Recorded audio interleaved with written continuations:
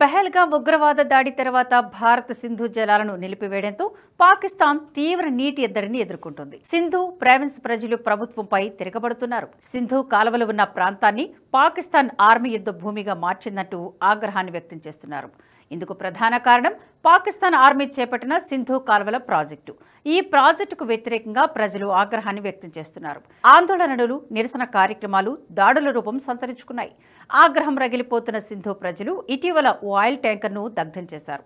పాకిస్తాన్ హోంమంత్రి జియావుల్ హసన్ ఇంటికి కూడా నిప్పు పెట్టారు. దీంతో పోలీసులు నిరసనకారులపై కాల్పులు జరపడంతో 2 మృతి చెందారు. 15 మంది వరకు గాయపడ్డారు. ఈ సందర్భంగా పీపీపీ నాయకుడు బిలావల్ భుట్టోపై సింధీ ప్రజలు దుమ్మెత్తిపోశారు. సింధీ ప్రజల కష్టాలకు పంజాబ్ ఆధిపత్యమే కారణమంటూ ఆగ్రహం వ్యక్తం చేశారు. పాకిస్తాన్ సైన్యం చేపడుతున్న సింధు ప్రాజెక్టును మొదటి నుంచి సింధు ప్రజలు వ్యతిరేకిస్తున్నారు. సింధీ ప్రాంతం నుంచి నీటిని పంజాబ్కు తరలించుకుపోయేందుకు చేపట్టిందే సింధు కెనాల్స్ ప్రాజెక్టు. భారత్ సింధు జలాలను నిలిపివేసిన నేపథ్యంలో అసలే నీటి ఎద్దడిని ఎదుర్కొంటున్న సింధీ ప్రజలు ఉన్న కాస్త నీటిని తరలించుకుపోవడంపై పాకిస్తాన్ ప్రభుత్వంపై ఆగ్రహం వ్యక్తం చేస్తున్నారు.